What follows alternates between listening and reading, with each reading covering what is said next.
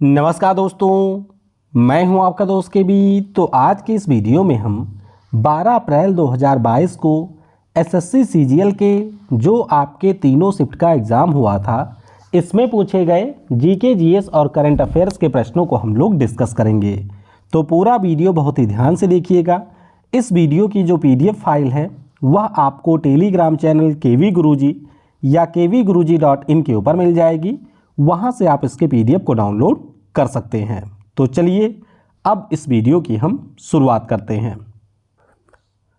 तो पहला प्रश्न पूछा गया था कि निम्नलिखित में से कौन सा आपके फूल का एक भाग नहीं है। तो आप लोग देख सकते हैं, सिंपल सा साइंस का प्रश्न है।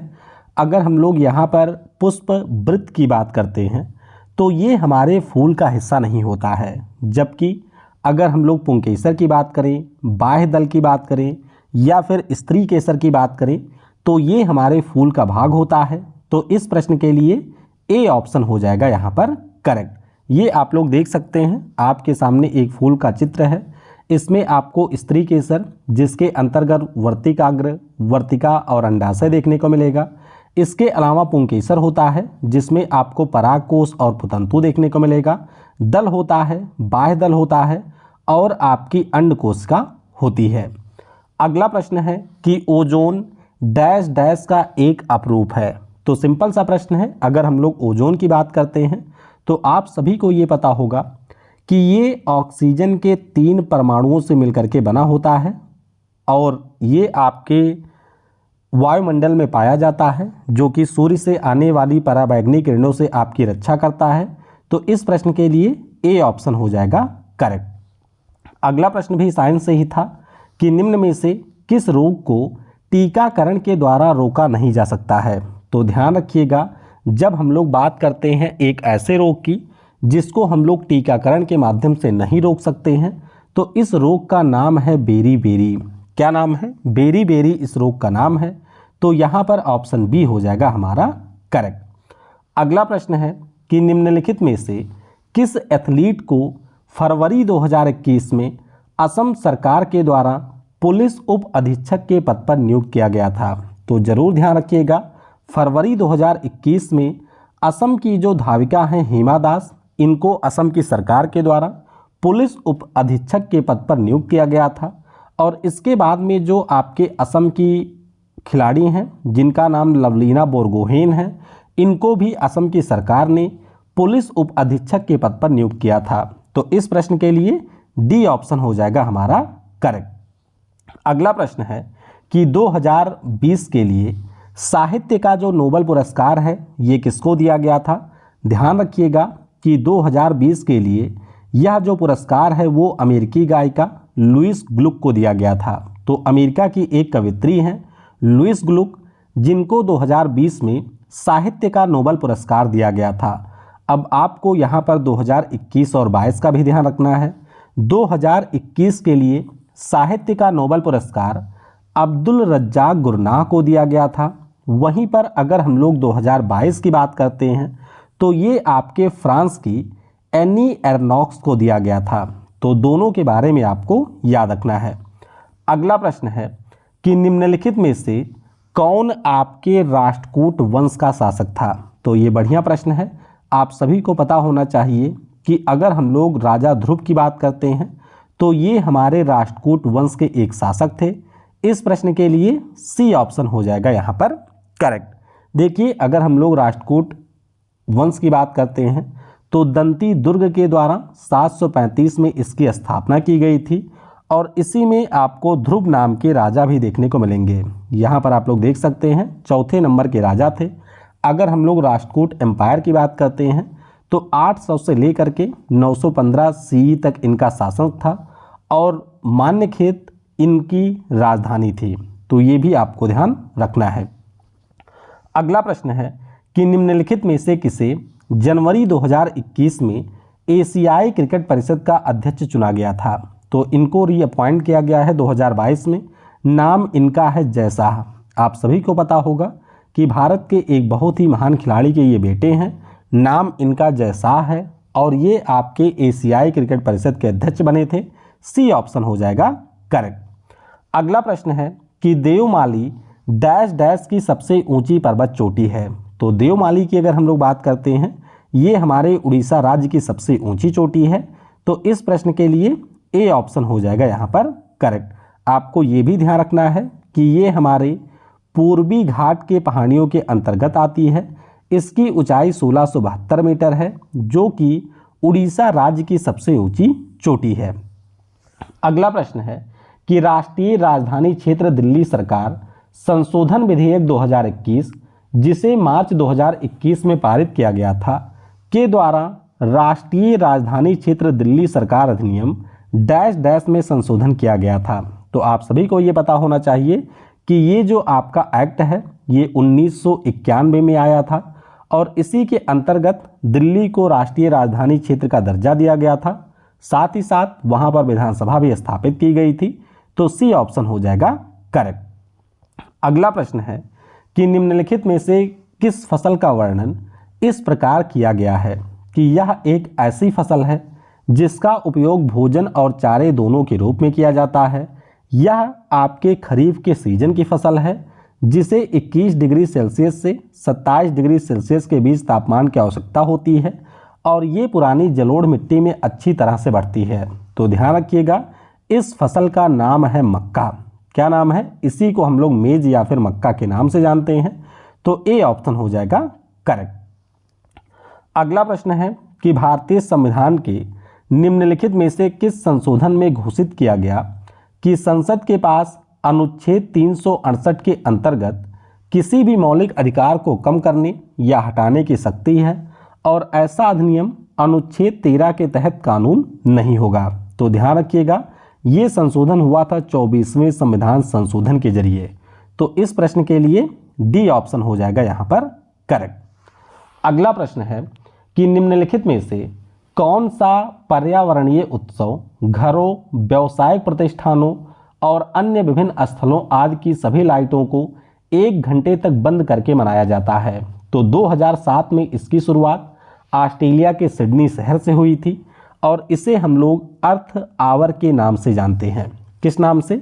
अर्थ आवर के नाम से इसे हम लोग जानते हैं। तो यहाँ पर ए ऑप्शन हो जाएगा हमारा करेक्ट। अगला प्रश्न है कि पीआईबी के द्वारा भारत के सकल घरेलू उत्पाद यानी कि जीडीपी के मूल्य को डैश डैश में प्रकाशित किया जाता है।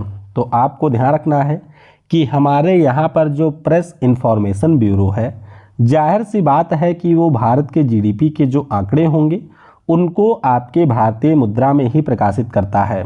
तो इस प्रश्न के लिए ऑप्शन सी यानी कि भारतीय रुपए हो जाएगा यहाँ पर करेक्ट। अगला प्रश्न है कि मिशन सागर 4 के एक हिस्से के रूप में भारतीय नौसेना का जहाज जलस्व 14 मार्च 2021 को अंजुआन बंदरगाह कोमोरोस में 1000 मीट्रिक टन डैश डैश की आपूर्ति करने पहुंचा था।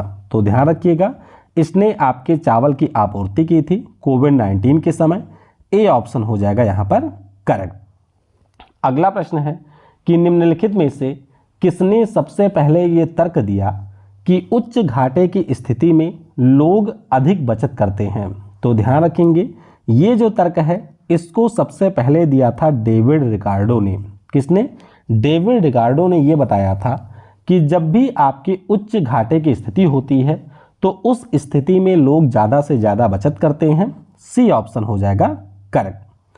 अगला प्रश्न है कि भारतीय संविधान के 100वें संशोधन को मंजूरी निम्नलिखित में से किस भारतीय राष्ट्रपति ने दिया था। तो काफ़ी महत्वपूर्ण प्रश्न है, ध्यान रखिएगा। जो हमारा 100वां संविधान संशोधन है इसको मंजूरी उस समय के तत्कालीन राष्ट्रपति प्रणब मुखर्जी जी के द्वारा दिया गया था। तो यहाँ पर सी ऑप्शन हो जाएगा करेक्ट। आपको ये भी पता होना चाहिए कि 100वें संविधान संशोधन जो कि आपके 2015 में किया गया था, इसके अंतर्गत भारत और बांग्लादेश के बीच में कुछ जमीन की ट्रांसफ़र किया गया था, यानी कि एक दूसरे से अदला बदली की थी दोनों देशों ने, और इसी के लिए 100वां संविधान संशोधन 2015 में किया गया। अगला प्रश्न है कि निम्नलिखित में से किस शहर ने दिसंबर 2020 में 2030 में होने वाले एशियाई खेलों के मेज़बानी के अधिकार जीते हैं। आपको ध्यान रखना है कि एशियाई खेल 2022 वाला 2023 में चाइना में होगा, ये आपको पता होना चाहिए, हांगझाओ में। 2026 का जो एशियाई खेल है इसका आयोजन जापान के नागोया शहर में किया जाएगा।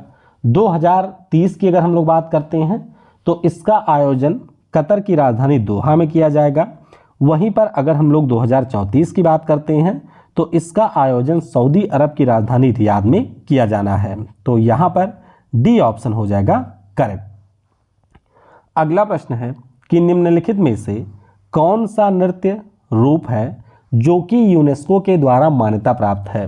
तो आपको ये पता होना चाहिए कि जिस प्रकार से यूनेस्को के द्वारा जो भी हमारे विरासत स्थल होते हैं उनको मान्यता दी जाती है, उसी प्रकार से यूनेस्को के द्वारा ऐसी हमारी विरासतें जिनको हम लोग छू नहीं सकते हैं, यानी कि कोई डांस फॉर्म हो गया, कहीं की कोई संस्कृति हो गई, या फिर आपका इस प्रकार से कोई ऐसी चीज़ जिसे हम लोग छू नहीं सकते हैं, उसको भी इंटेंजिबल हेरिटेज के रूप में मान्यता दिया जाता है।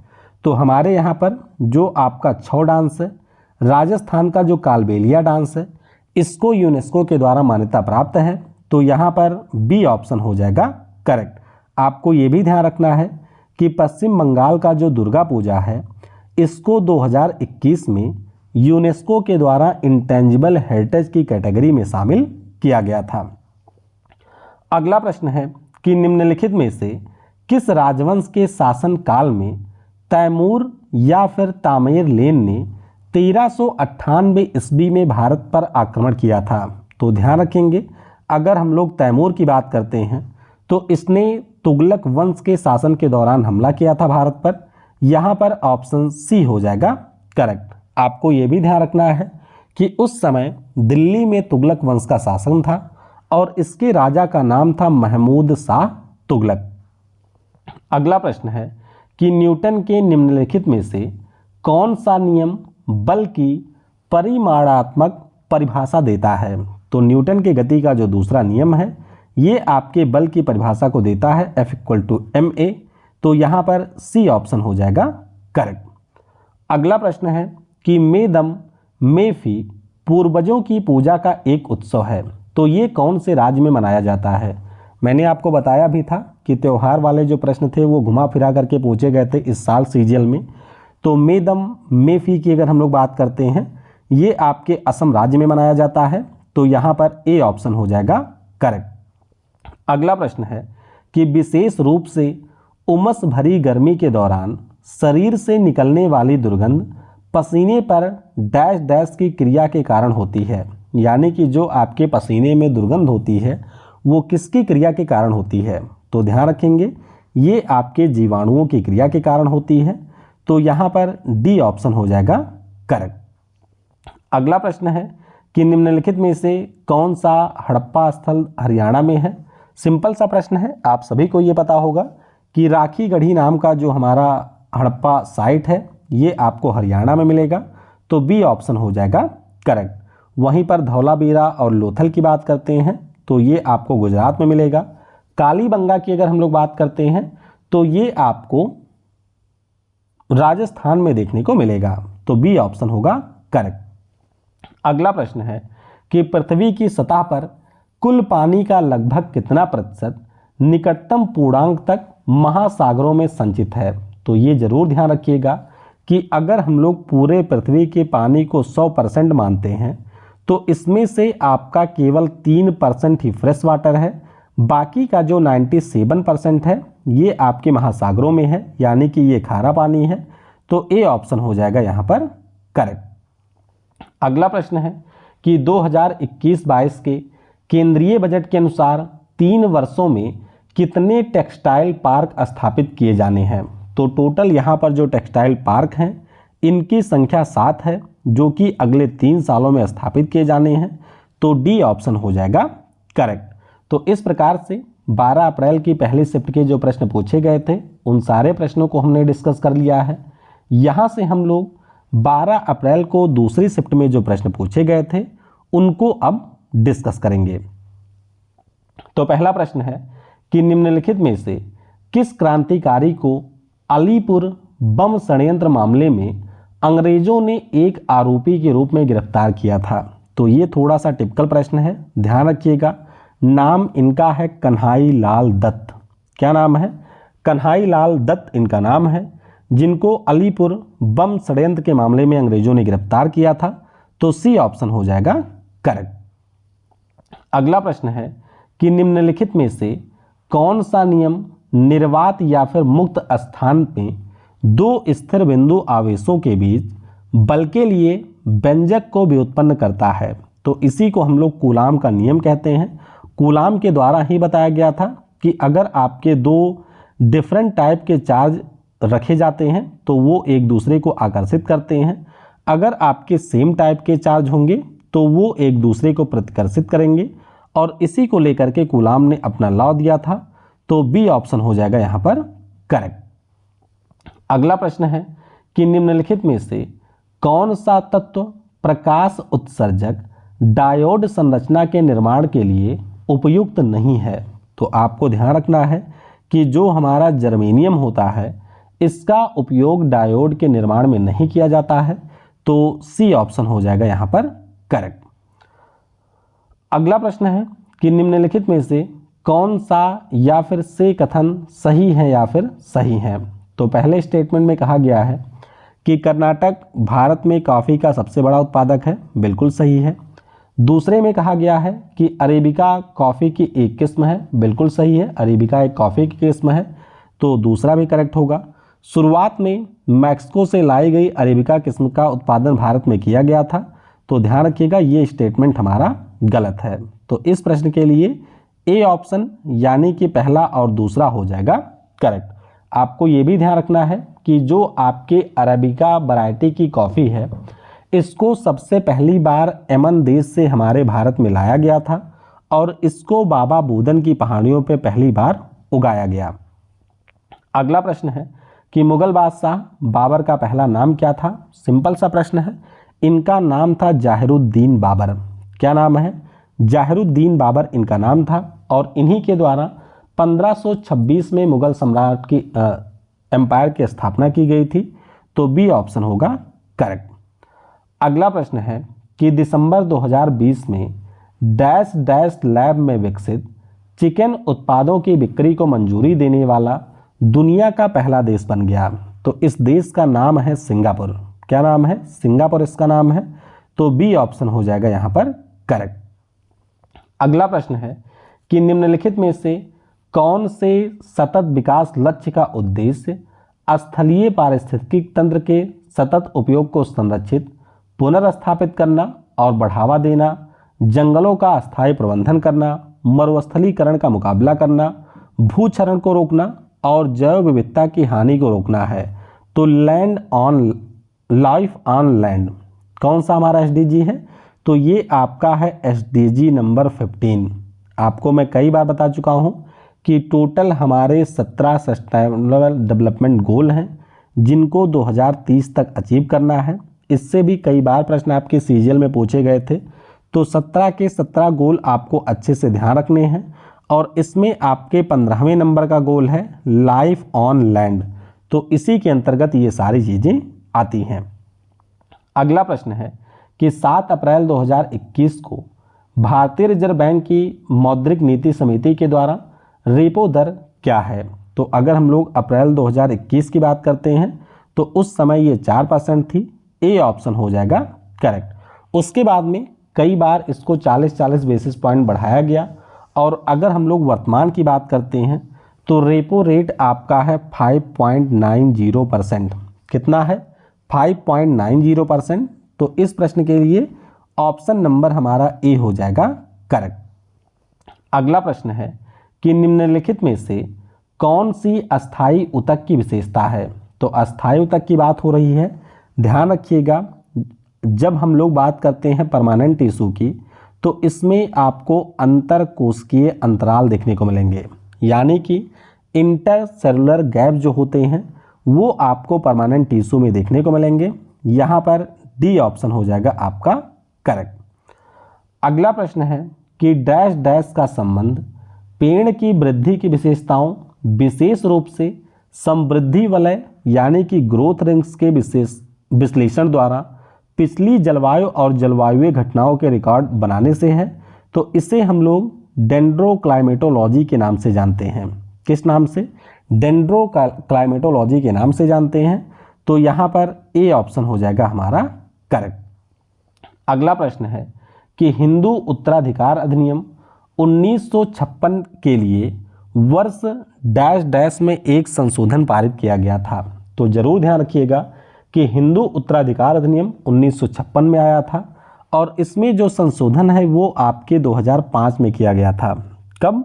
वर्ष 2005 में किया गया था। तो बी ऑप्शन हो जाएगा यहाँ पर करेक्ट।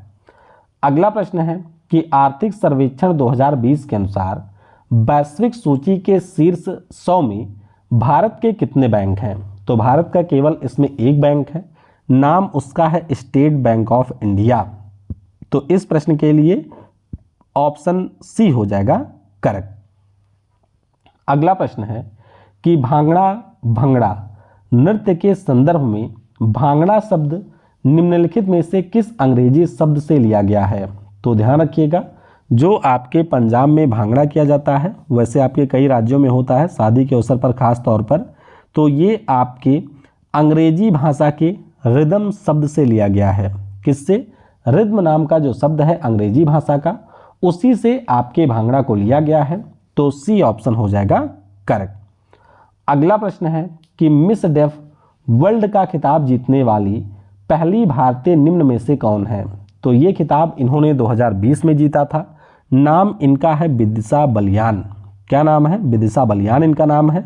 तो ए ऑप्शन हो जाएगा यहाँ पर करेक्ट।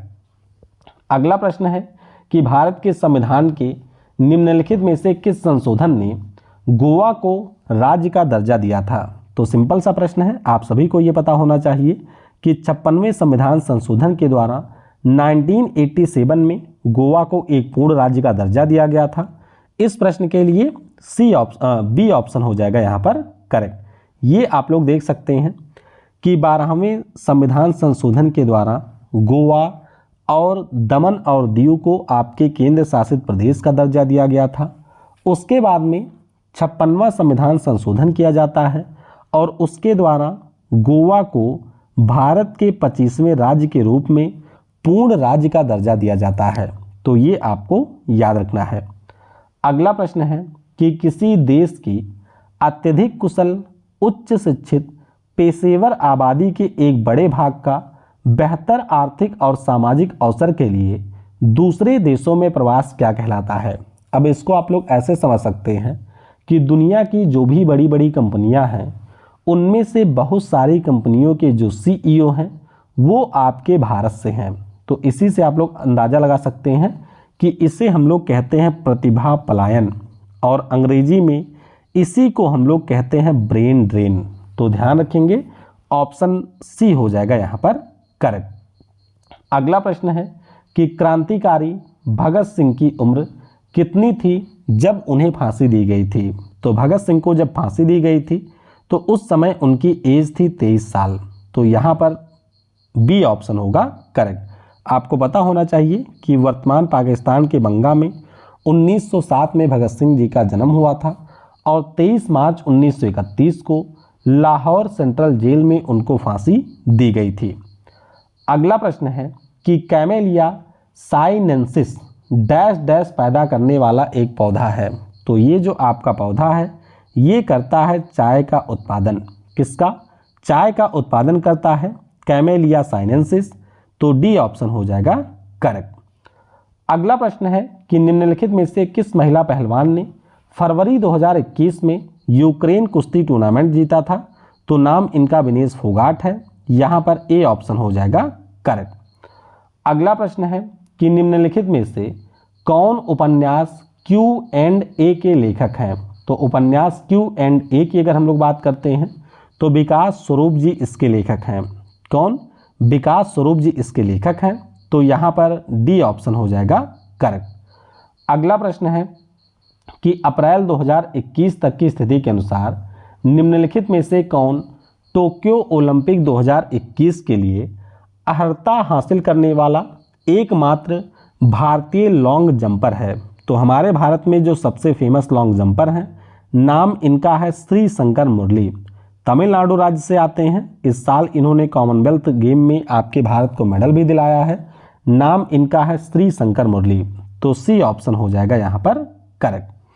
अगला प्रश्न है कि निम्नलिखित में से कौन सा 52वां ग्रह है जो कि आपको मेन एस्ट्रॉयड बेल्ट में देखने को मिलेगा। आप सभी को पता होगा कि मंगल और बृहस्पति के बीच में बहुत सारे आपके छोटे छोटे पिंड हैं और इन्हीं पिंडों के द्वारा एस्ट्रॉयड बेल्ट का निर्माण होता है और इसी में आपको साइरस नाम का 52वां ग्रह भी देखने को मिलेगा। तो इस प्रश्न के लिए ए ऑप्शन हो जाएगा यहाँ पर करेक्ट।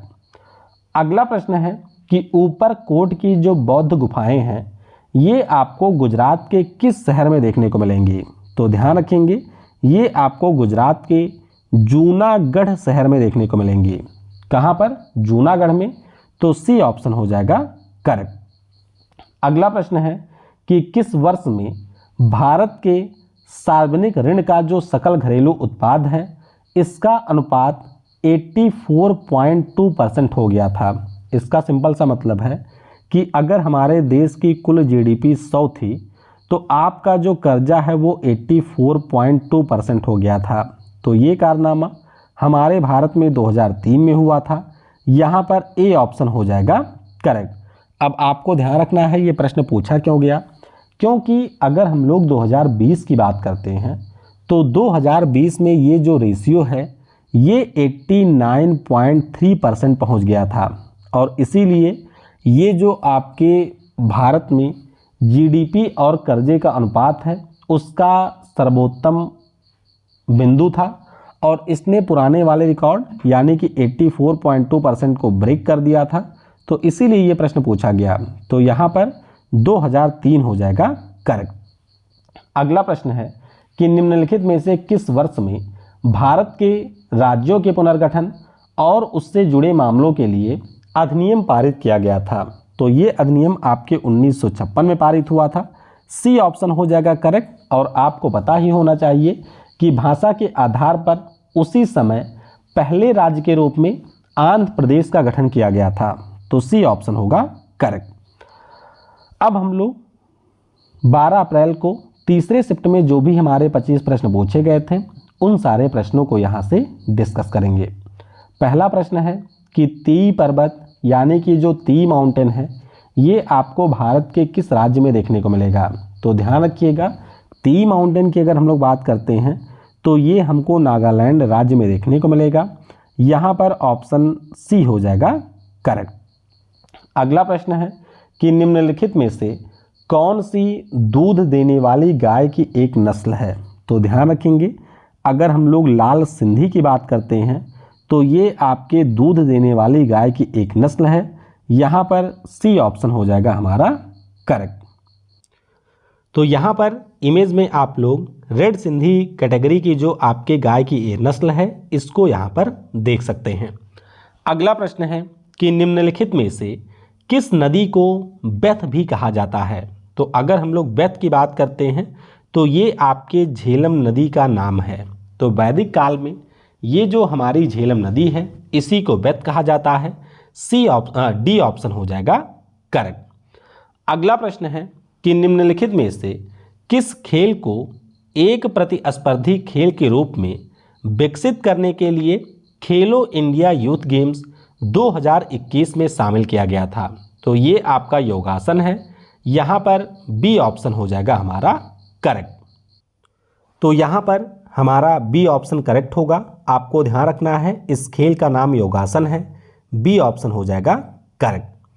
अगला प्रश्न है कि डैश डैश कम आय वाले लोगों की तुलना में उच्च आय वाले लोगों से आय का अधिक हिस्सा एकत्र करने वाली एक कर प्रणाली है। तो ध्यान रखेंगे इसे हम लोग कहते हैं प्रोग्रेसिव टैक्स। क्या कहते हैं? इसे हम लोग आरोही टैक्स या फिर प्रोग्रेसिव टैक्स के नाम से जानते हैं। ऑप्शन यहाँ पर ए हो जाएगा करेक्ट। अगला प्रश्न है कि आर्थिक मामलों की जो मंत्रिमंडलीय कमेटी है इसने डैश डैश आयोग की सिफारिशों के अनुरूप विपणन सीजन 2021-22 के लिए सभी अनिवार्य रबी फसलों के लिए न्यूनतम समर्थन मूल्य एमएसपी में वृद्धि को मंजूरी दे दिया। तो याद रखेंगे ये आपकी स्वामीनाथन आयोग था जिसकी सिफारिशों के आधार पर यह काम किया गया है, तो ए ऑप्शन हो जाएगा यहाँ पर करेक्ट। अगला प्रश्न है कि डैश डैश संविधान संशोधन अधिनियम ने पंचायती राज संस्थाओं को संवैधानिक दर्जा दिया था। सो सिंपल सा प्रश्न है, यहाँ पर ऑप्शन सी यानी कि 73वां संविधान संशोधन हो जाएगा करेक्ट। अगला प्रश्न है कि भारत में दहेज निषेध अधिनियम निम्नलिखित में से किस वर्ष में पारित किया गया था। तो दहेज निषेध अधिनियम की अगर हम लोग बात करते हैं, ये हमारे भारत में 1961 में पारित किया गया था। यहाँ पर सी ऑप्शन हो जाएगा करेक्ट। अगला प्रश्न है कि नई माताओं में स्तनपान के शुरुआती दिनों में स्तन से एक तरल पदार्थ स्रावित होता है जो कि बच्चों की प्रतिरक्षा प्रणाली को मजबूत करता है और संक्रमण से लड़ने में सहायक होता है। इस तरल पदार्थ को आप लोग क्या कहते हैं? तो ध्यान रखेंगे, इसको कहा जाता है कोलेस्ट्रम। क्या कहा जाता है? कोलेस्ट्रम इसे कहा जाता है, जो कि आपके महिलाओं के बच्चे के जन्म देने के बाद में स्रावित होता है। तो ए ऑप्शन होगा करेक्ट। अगला प्रश्न है कि राजा ललितादित्य मुक्तापीड ने डैश डैश पर शासन किया था। तो राजा ललितादित्य की अगर हम लोग बात करते हैं, ये हमारे कश्मीर के राजा थे। यहाँ पर डी ऑप्शन हो जाएगा करेक्ट। अगला प्रश्न है कि 2020 के सरस्वती सम्मान के लिए निम्नलिखित में से किन्हें चुना गया था। तो 2020 का जो सरस्वती सम्मान है, जिसको के बिरला फाउंडेशन के द्वारा दिया जाता है, इसके लिए शरण कुमार लिम्बाले जी को चुना गया था। तो बी ऑप्शन होगा करेक्ट। यहाँ पर आप लोग देख सकते हैं, शरण कुमार लिम्बाले जी जो कि हमारे मराठी भाषा के राइटर हैं, इनको सनातन नाम की इनकी रचना के लिए ये पुरस्कार मिला था। वहीं पर अगर हम लोग 2021 की बात करते हैं, तो राम दरस मिश्रा जी जो कि हमारे हिंदी भाषा के एक पोएट हैं, इनको मैं तो यहाँ हूँ के लिए ये पुरस्कार दिया गया। अगला प्रश्न है कि संयुक्त राष्ट्र के सतत विकास लक्ष्य 6 का उद्देश्य क्या है। तो ध्यान रखिएगा, जब हम लोग SDG 6 की बात करते हैं, तो ये आपकी बात करता है पानी की। किसकी? पानी की बात करता है, यानी कि सभी के लिए पानी और स्वच्छता की उपलब्धता और टिकाऊ जल प्रबंधन सुनिश्चित करना। तो ये आपको SDG 6 में मिलेगा। बी ऑप्शन हो जाएगा यहाँ पर करेक्ट।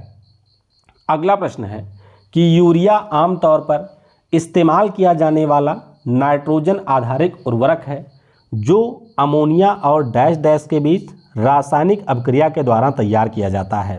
तो ध्यान रखेंगे, यूरिया आपका नाइट्रोजन आधारित उर्वरक है जो कि अमोनिया और कार्बन डाइऑक्साइड के बीच में अभिक्रिया के द्वारा बनाया जाता है। यहाँ पर आप लोग रिएक्शन देख सकते हैं, ये अमोनिया है, ये कार्बन डाइऑक्साइड है और इन्हीं की अभिक्रिया से बनता है हमारा यूरिया।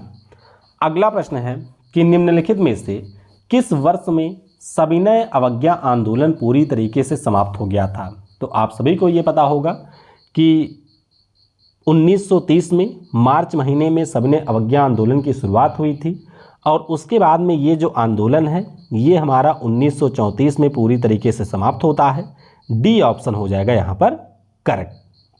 अगला प्रश्न है कि सोना और तांबा डैश डैश और बैगनी प्रकाश को अवशोषित करते हैं, पीले प्रकाश को छोड़ते हैं और इसीलिए ये हमको पीले रंग के दिखाई देते हैं। तो आपको पता होना चाहिए कि सोना और तांबा नीले और बैगनी प्रकाश को अवशोषित करते हैं और ये हमारे पीले प्रकाश को छोड़ते हैं। तो ए ऑप्शन हो जाएगा करेक्ट।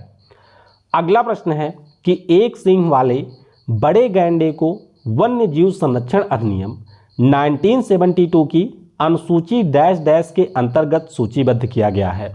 मैं आपको कई बार ये बता चुका हूँ कि जो हमारा वन्यजीव संरक्षण अधिनियम है, इसमें आपको टोटल 6 अनुसूचियाँ मिलेंगी। जो भी आपके शुरुआती अनुसूची में है जीव, उनको आपके सबसे ज़्यादा प्रोटेक्शन मिला हुआ है और ये जो एक सींग वाला गैंडा है ये भी आपको पहली अनुसूची में ही देखने को मिलेगा। तो बी ऑप्शन हो जाएगा करेक्ट। अब पहली अनुसूची के अगर हम लोग जानवरों की बात करते हैं, तो चिंकारा सलमान खान वाला, Bengal tiger, clouded leopard, snow leopard, swamp deer, Himalayan deer, Asiatic cheetah, Kashmiri stag, fishing cat, इन सभी को आपके अनुसूची 1 में शामिल किया गया है। अगला प्रश्न है कि न्यायालयों की अवमानना अधिनियम यानी कि जो आपका कंटेम्प्ट ऑफ कोर्ट है, ये हमारा अधिनियम कब आया था? तो ध्यान रखेंगे ये आया था 1971 में। कब? 1971 में। तो बी ऑप्शन हो जाएगा यहाँ पर करेक्ट। अगला प्रश्न है कि भाजा गुफाएं डैश डैश में स्थित हैं। तो भाजा गुफाओं की अगर हम लोग बात करते हैं तो ये आपको महाराष्ट्र में देखने को मिलेंगी। कहाँ पर? भाजा गुफाएं आपको महाराष्ट्र में देखने को मिलेंगी। तो यहाँ पर ए ऑप्शन हो जाएगा करेक्ट। अगला प्रश्न है कि भारत सरकार ने डैश डैश तक टीका उत्सव नामक एक टीकाकरण कार्यक्रम आयोजित किया था। तो ये जो कार्यक्रम है वो पिछले साल अप्रैल महीने में 11 से लेकर के 14 अप्रैल तक आयोजित किया गया था। यहाँ पर सी ऑप्शन हो जाएगा करेक्ट। अगला प्रश्न है कि अप्रैल 2021 तक की स्थिति के अनुसार निम्नलिखित में से कौन भारत के सबसे लंबे समय तक सेवा देने वाले प्रधानमंत्री हैं?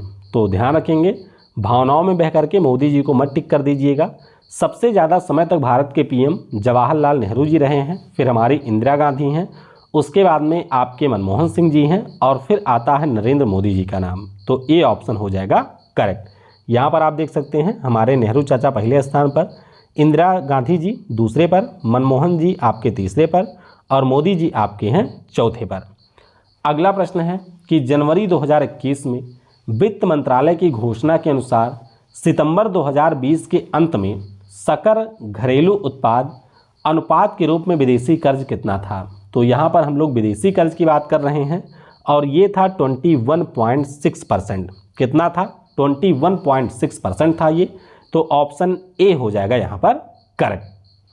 अगला प्रश्न है कि 2020 यूएस ओपन मेंस चैंपियनशिप के विजेता डोमिनिक थीम किस देश का प्रतिनिधित्व करते हैं? तो डोमिनिक थीम की अगर हम लोग बात करते हैं तो ये हमारे ऑस्ट्रिया देश का प्रतिनिधित्व करते हैं।